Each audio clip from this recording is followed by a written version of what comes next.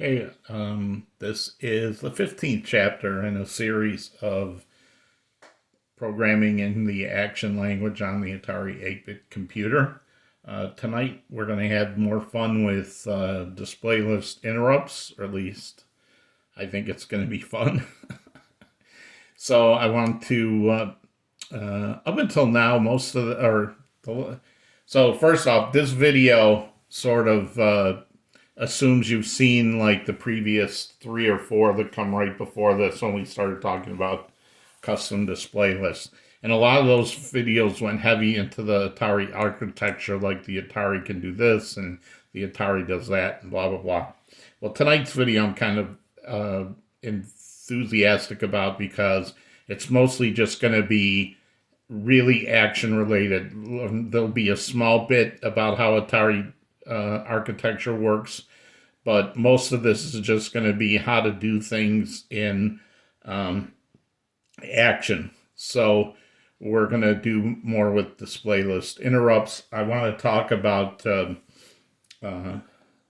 timing. So as fast as action is, you can still run into timing issues because you have such a small window in your display list interrupt to actually get code done. So even as fast as action is, you can run into timing issues. So I'm going to show like a couple examples of timing issues, and I'll show you my tips and tricks for how to deal with them. I'm starting with the program, which, yes, I have not got up to GitHub yet, but I have some days off coming up, so I'll get GitHub up to date with all these examples. But just a reminder, this is where we are. We created a custom display list that puts 25 rows on the screen, and then we're using a display list interrupt to interrupt the screen halfway down and change the background. So the first thing I want to do is talk about a couple cleanups from the last video, not really cleanups, but clarifications. I have a couple guardian angels who give me good advice on this channel. One of those is Ken Jennings, so thanks again, Ken. Always appreciated.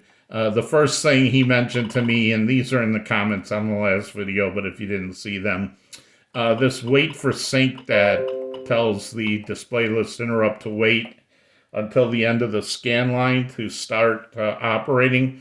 It does not have to be non-zero. Actually, if you write anything to the wait for sync location, it will tell that line to wait for sync. So, right. So there's no little blip there at the end. The other thing that he asked about is, did I really need to save the X register and save the Y register and then pull the Y register and pull the X register?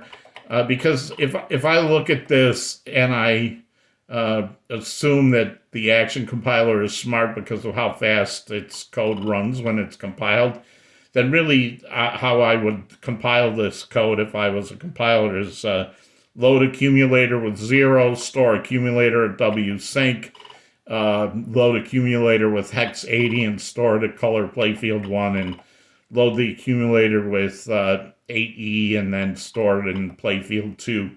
So you notice I mentioned accumulator 3 times. I didn't say anything about the X registers and the Y registers.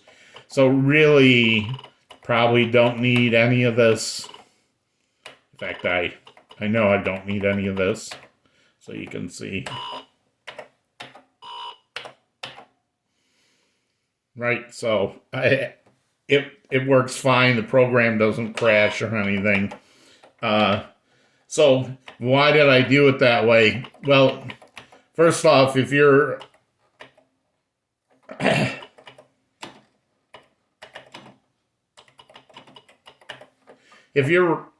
I'm teaching you how to do display list interrupts. If you start writing your own display list interrupts, I don't know what you're going to put in here. You could put anything in here, and maybe you would put something in here to change the X register and the Y register. And the other thing is I'm only making an assumption here about how Action compiles this code, and I'm going to show you some a more detailed display list interrupt later. And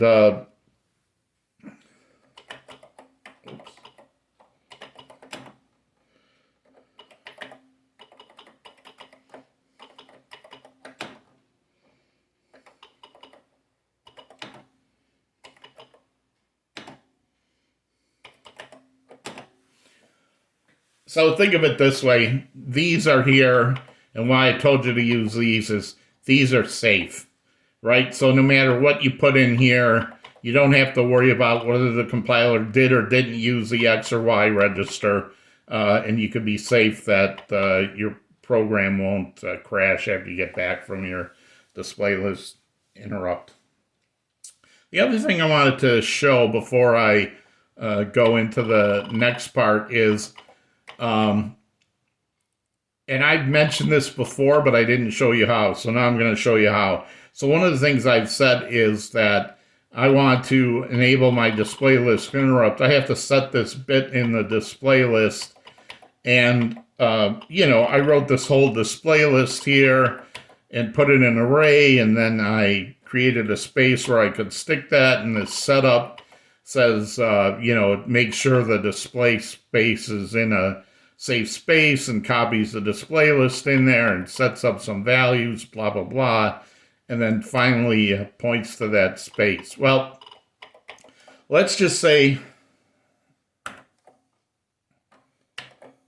I just wanted to take a regular graphics 2 screen, a graphics 0 screen, and do a display list interrupt halfway down,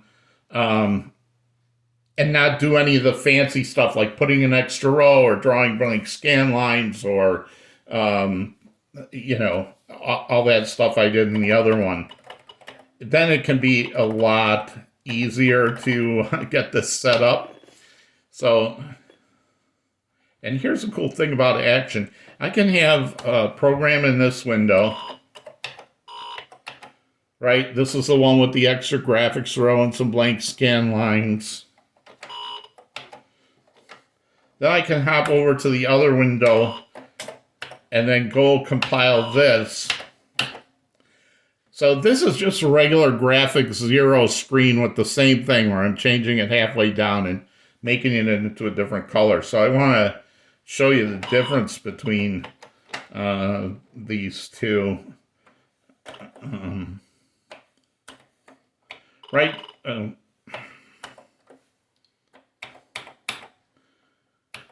So in this one, where I'm creating a special custom display list, I know it's bigger than the original display list.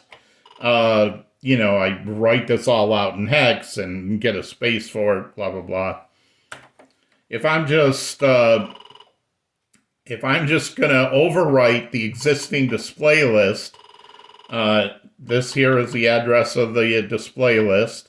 I'll just create a byte array called whatever, DL space. That's what I'm using for my own, where does my display list. And in this case,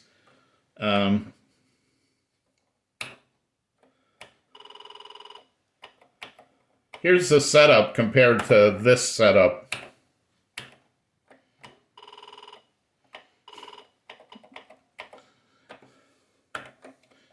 And two of the lines are setting the interrupt enable flag and pointing the vector to my display list interrupt. I only need 2 commands in Action to set up this display list by saying, remember, if I give just the name of a card variable, or that's its address.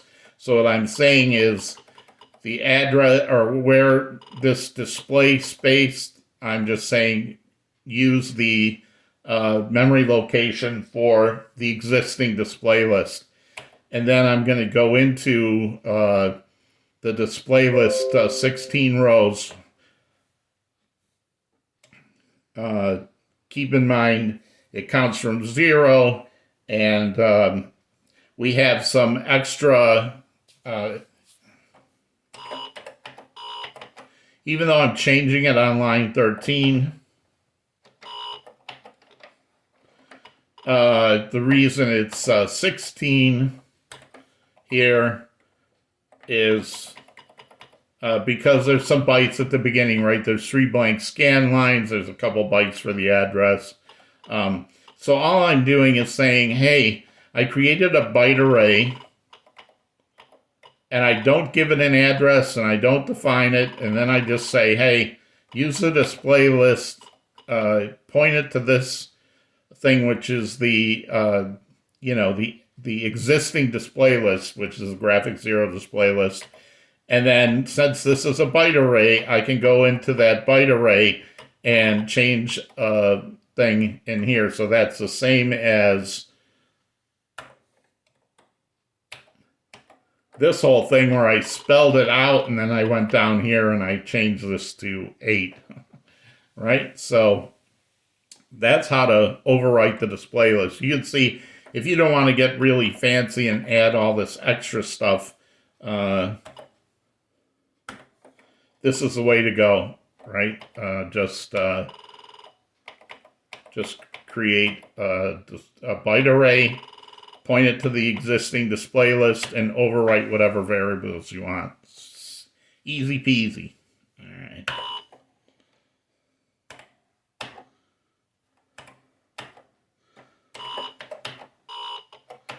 Now, the next thing I want to do here is I changed the color. Now I want to change the character set halfway down the screen. So I'm going to load in a new character set. One of the things that programmers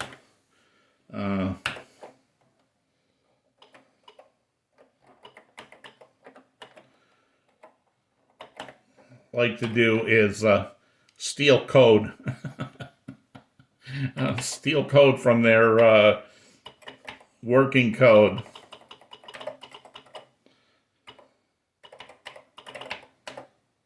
But I also want to show you the difference between what I did in the dog program for redefining a character set and what we're going to do tonight.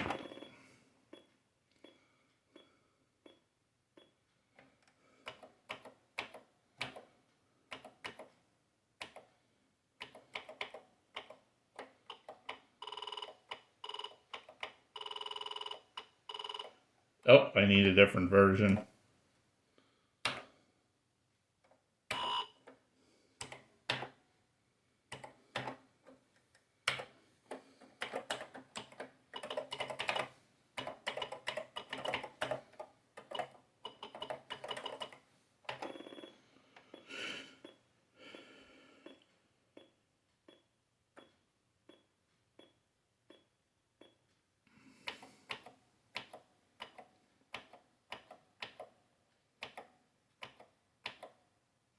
There we go. So I'm going to steal this code.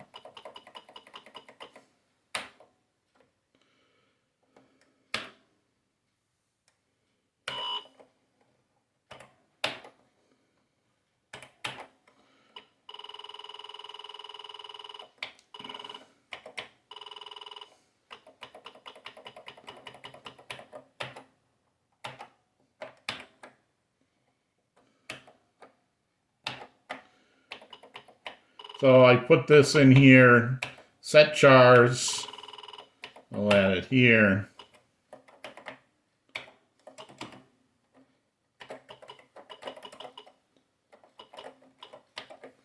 All right, now this here was fine for the dog program because we were only modifying 3 characters. So what we did was we copied the character set out of ROM into RAM, and then we changed 3 characters with our redefined characters.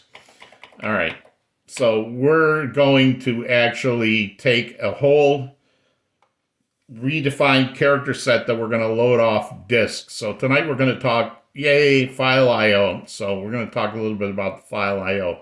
Now, this was for graphics 1, which only had half a character set. This is going to be a full character set, so we're going to need to step down. Full character sets have to be on a 1K boundary, so this means 4 pages instead of 2 pages. And we were turning off the bottom 5 bits, so E is 842 is 14. That would make this divisible by 2 by turning off all the other bits with zeros. But we need to make this a C, which is just the 8 and the 4-bit, and clear the 2-bit as well. So now we want to clear the bottom 6 bits, so it's divisible by 4. We are not going to need this because this, remember, said change the shadow register for where the character base is. But I want to change it halfway down the screen, so I don't want to change the, and I want to do it in my display list interrupt. So I don't want to change it for the whole screen. I want to change it in my display list interrupt, so I don't need this here. And I'm not going to use this. What I am going to do is write something new to load a font from disk. But the first thing is I copied this code in, and it uses 2 variables that I don't have defined in here yet. So let's go up and do that. So we're going to define here, right? Memtop we need.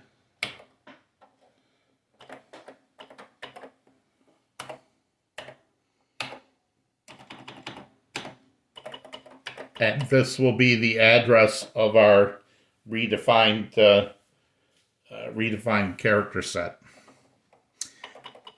And we are not going to change the shadow register, CH base without an E.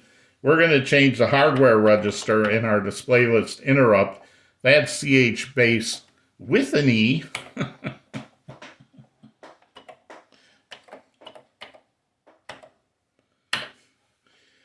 Because we want to change the hardware register halfway down the screen.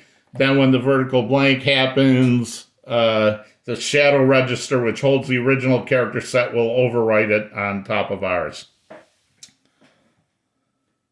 Now, we need to load this font.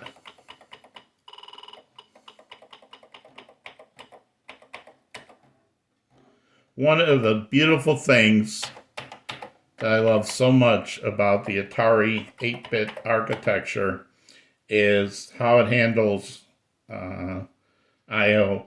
We're going to, if you go back, this is way back, I think video 4, 5, 6, somewhere around there. I talk about doing how to add machine language. We're going to do a callback to there, and we're going to add the operating system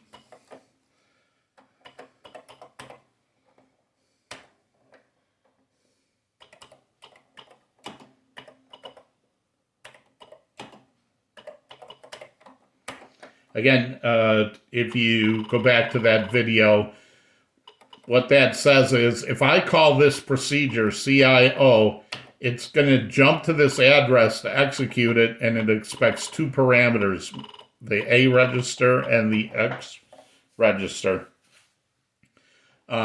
This is built into the Atari operating system. Like I say, one of the great things about the Atari architecture is a thing called the channels, the input-output channels, the I/O control blocks, IOCBs. We'll dive deeper into them in later videos, but I just want to say they're super cool because they are 8 blocks of 16 bytes in your computer memory. Each block of 16 bytes corresponds to a specific channel, and you can use those channels to talk to almost anything. You can talk to K, the keyboard, E, the editor, S, the screen, D for disk drive, C for cassette, R for the RS-232 interface. You can write your own, like Tom Cherryholmes did with the FujiNet, and create an N handler. with the end device. So you can create all these devices, and as long as you know what the parameters to set before you call this routine, it's super easy to use. So I'm going to show you how to do that. So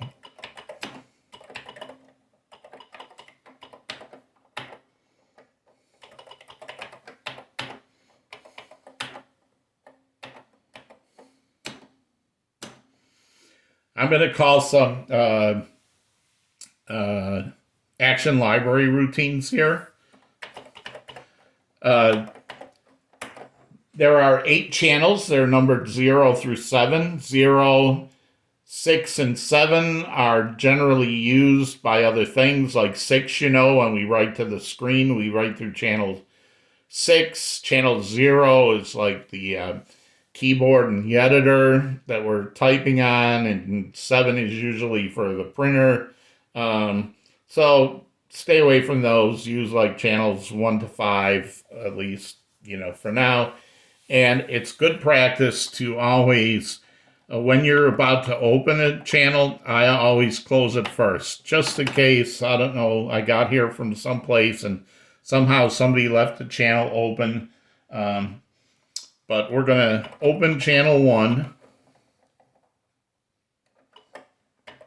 And we're going to read a character set font.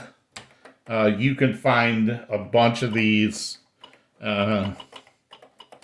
right on the internet or on the FujiNet servers. I have a whole disk in disk 3 of fonts. So we're going to open channel 1 to a file name to one of the fonts. This assumes it's a standard Atari font file of 1K, 1024 bytes.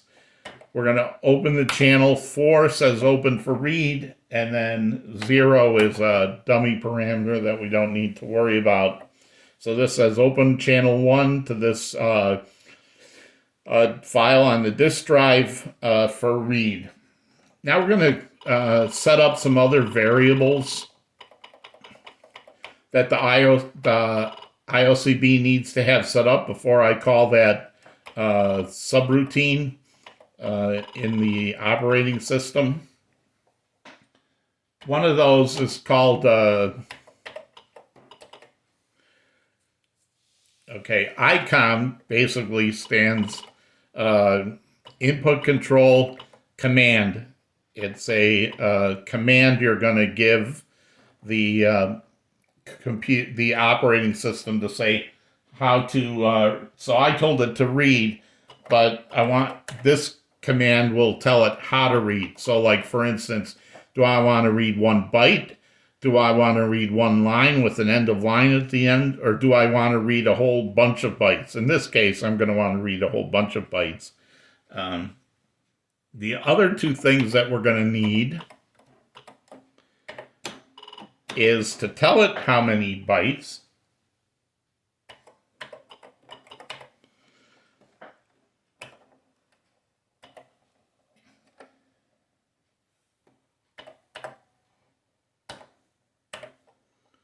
and where to put those bytes.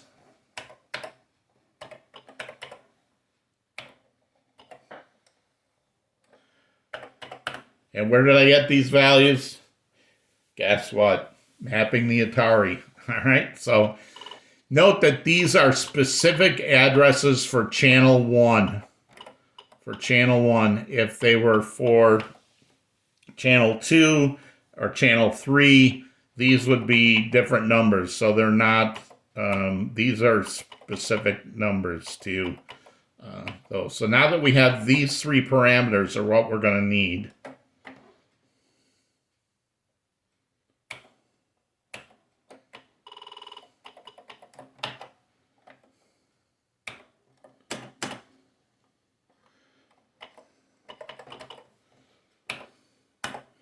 So 7 is the command that says 4 is open for read, and 7 is the command that says read a big block of data.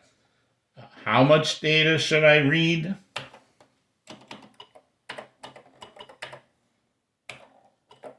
I want you to read 4 pages of data, or 1K, right? Or 1 page is 256K. And then where do you want it to go? I want it to go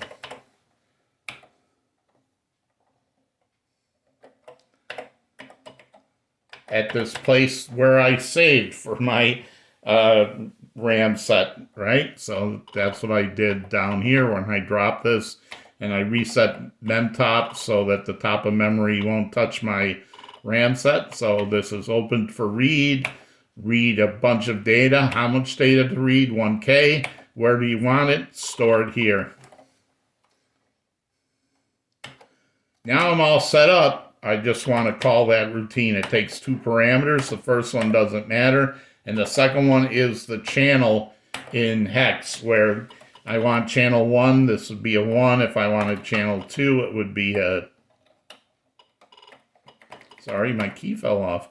It would be a 2. If I wanted channel 3, etc. You get it? So that's how that works. And then once I'm done reading that in, I'm going to close this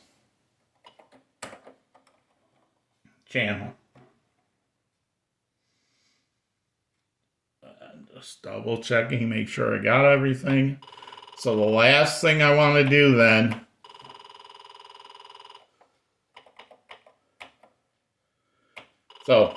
in our main, right before we set up our display list, we're going to set up the characters. We're going to drop the top of RAM by 1K and put it on a 1K boundary, and then lower memtop, and then load the font in. This is going to open a channel, read in 1K of data, and store it at the RAM set.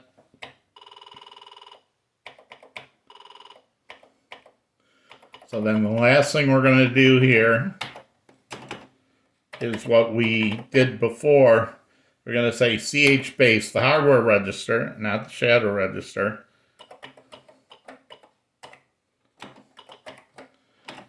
Remember, this only takes the high byte. It only wants the high byte. So RAM set is a card with 2 bytes.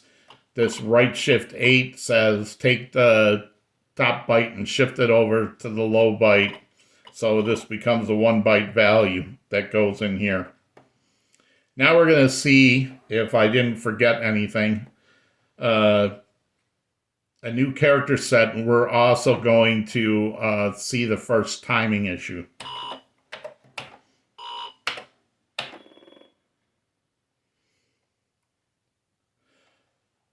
So there's one other thing I want to do to make this a little cooler.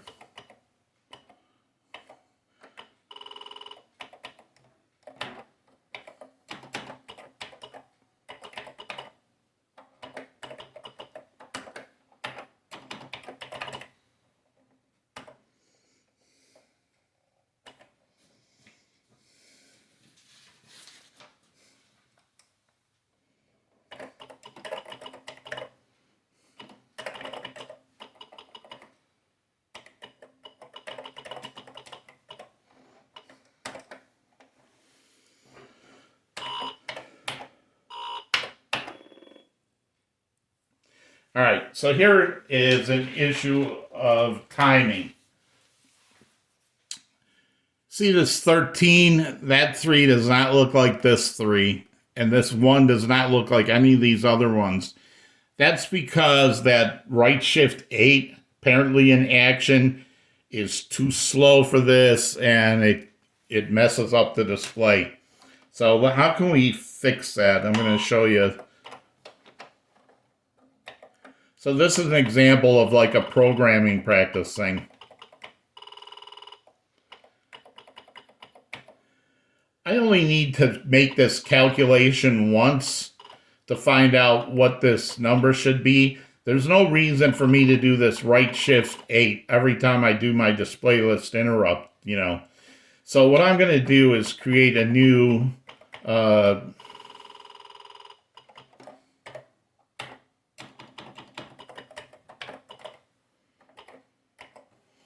and just call it RAM set high.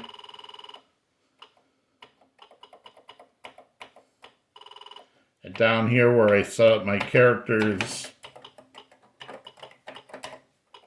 I'll do that calculation once here.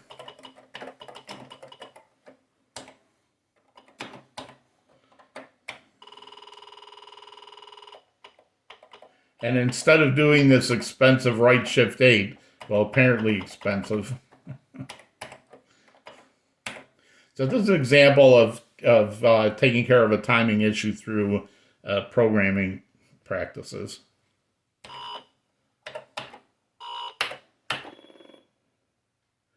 So now you can see that looks much better, right? This looks better, and the 13 looks a lot better.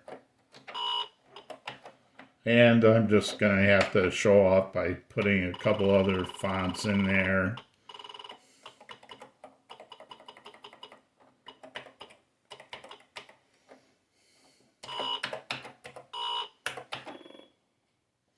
So this is a Temple of Apshai's font, right?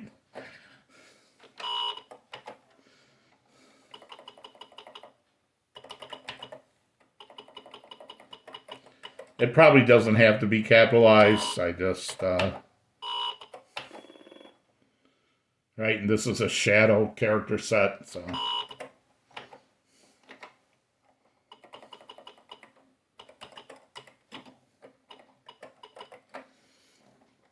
All right, so.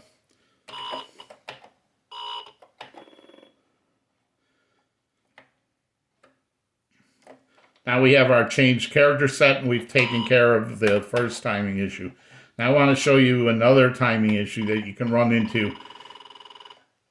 This is, let's say I want to change the display list twice on the screen, and maybe pick a different color somewhere halfway down the screen. Right, so I can put another display list here,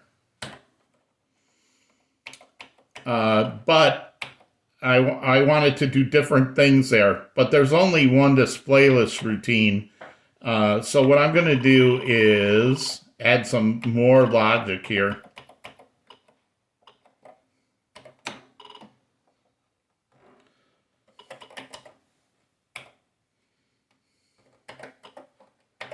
So remember, if a variable is defined in brackets, that means assign it the value 1. Doesn't say put it in memory location 1, or it says when this value is first used, it's going to have a 1 in it.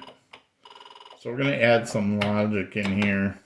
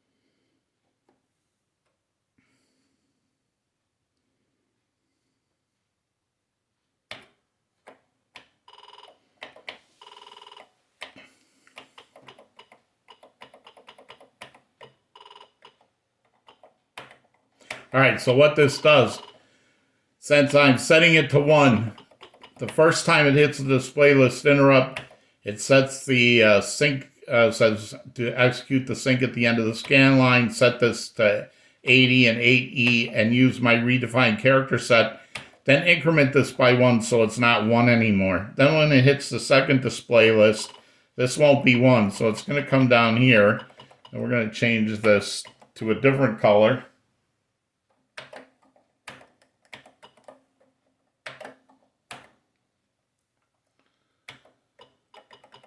And we're going to point back to the original character set. Oops, need a 0 there. All right, so at the first interrupt, we're going to do with these colors in our custom character set. Then at the second interrupt, we're going to change colors and go back to the original character set.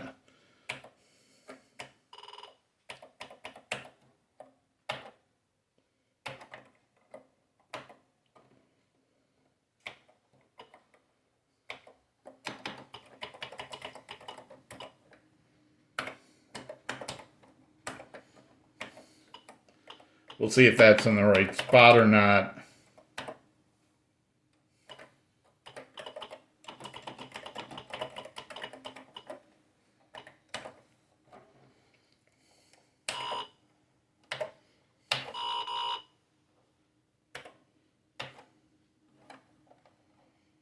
Oh, forgot what I called this. I'm so used to saying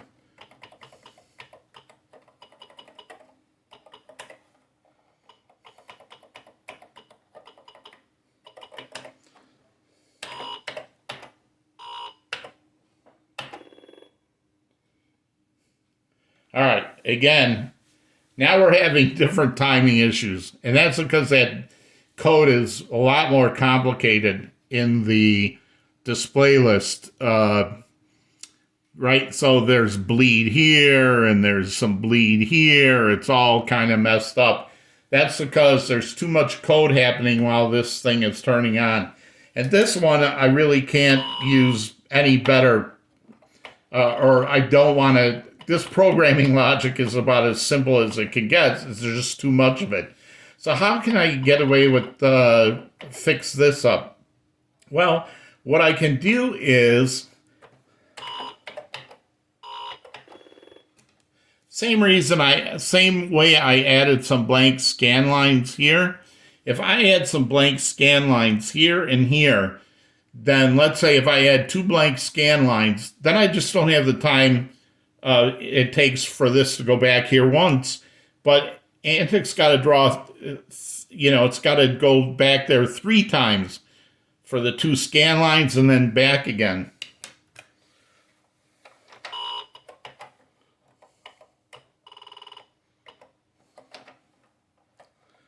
Now, this is contrary to what you would think. You would think that I want to put some blank scan lines before a character set changes, but remember this interrupt says do the interrupt at the end of this mode line. So the blank scan lines are going to go here. I'm going to put 2 in there.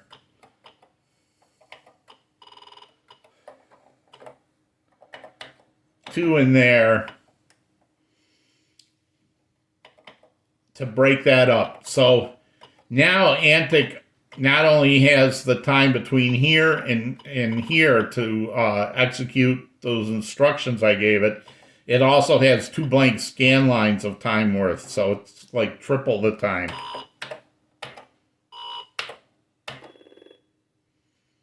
So now you can see everything is clean. So what's great about this is I'm really putting these in here so I can buy myself enough time to do my fancy display list interrupt, but it actually looks good. So people can look at your screen and go, man, he really knows how to draw a really artful looking screen.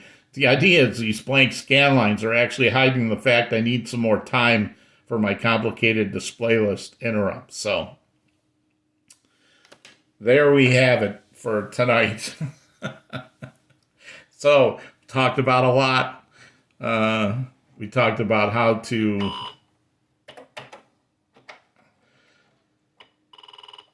handle some different timing issues, how to buy yourself time when you're writing a complicated display list interrupt that takes time and is changing the graphics on the screen. Let's see, we talked about using the I/O control blocks to read the data, and how to set up the characters for a full character set. So I hope that is enlightening. There's a lot of stuff in here, but a lot of good stuff, I think. about how to do your custom display lists, where to put blank lines, and timing issues, and how to do file I/O. So hopefully this was a good jam-packed video. Thanks. Bye.